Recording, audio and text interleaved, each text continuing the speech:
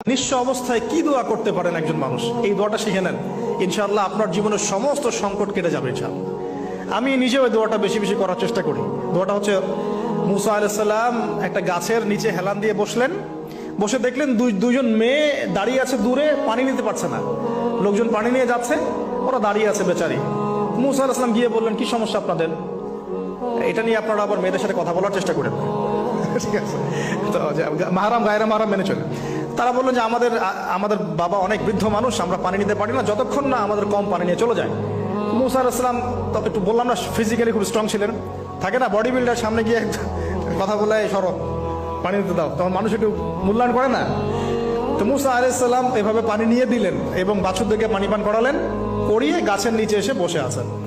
বসে বসে তিনি দোয়া করছেন, এই যে দোয়াটা তিনি দোয়া করছেন, রব্বি, একটা নেক কাজ করলেন, নেক কাজ করলেন না, মানুষের উপকার করলেন, নেক কাজ করে এসে গাছের নিচে বসে দোয়া করছেন, আল্লাহ এখানে তো আমার খাবার পানি বাসস্থান কিছুই নাই, আমি কি করব? রব্বি ইন্নি লিমা আনজালতা ইলাইয়া মিন খায়রিন ফাকির, রব্বি ইন্নি লিমা আনজালতা ইলাইয়া মিন খায়রিন ফাকির। আবার বলেন, রব্বি ইন্নি লিমা আনজালতা ইলাইয়া মিন খায়রিন ফাকির। অর্থ হচ্ছে, হে আল্লাহ, তুমি তোমার পক্ষ থেকে আমার উপরে যে নিয়ামতগুলো দিবে, আমি এর জন্য ফকির হয়ে বসে আছি। আল্লাহ,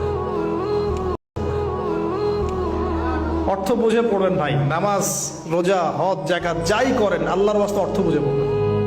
অর্থ বুঝে পড়লে আপনার ইবাদতের স্বাদ পাবেন, তৃপ্তি পাবেন, আল্লাহর সাথে কানেকশন হবে, আল্লাহর নূর পাবেন, মাআরিফত পাবেন, সত্য স্বপ্নও দেখবেন তখন ইনশাআল্লাহ। তখন শুয়ে শুয়ে সত্য স্বপ্ন দেখবেন ইনশাআল্লাহ। আল্লাহ পাক তৌফিক দান করবেন। এবার আল্লাহ পাকের সাহায্য নেমে আসলো, ওই দুই মেয়ের মধ্যে একজন হেঁটে হেঁটে চলে আসে। এবার এই মেয়ের হাঁটা সম্পর্কেও কোরআন কথা বলেছে, সুবহানাল্লাহ। এই মেয়ে কিভাবে হেঁটে এসেছে এই হাঁটার বর্ণনাও কোরআন দিয়েছে। কোরআন বলেছে এই মেয়ে হেঁটে আসছে লাজুক পায়ে। এখন আপনি এই পুরো ওয়ার্ল্ডের মেয়েদের হাঁটা দেখেন, লজ্জা আছে? তাহলে মেয়েদের সাথে লজ্জা একটা গভীর সম্পর্ক আছে।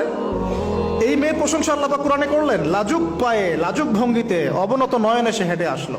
এখন আপনি কেলে যান, গো টু খেল, আপনাদের টুইন টাওয়ারে যান, দেখেন সবার হাঁটা চলা দেখেন। হায়া লজ্জার কোনো বালাই আছে এখানে? আমি গত লেকচারে বলেছিলাম যে আদম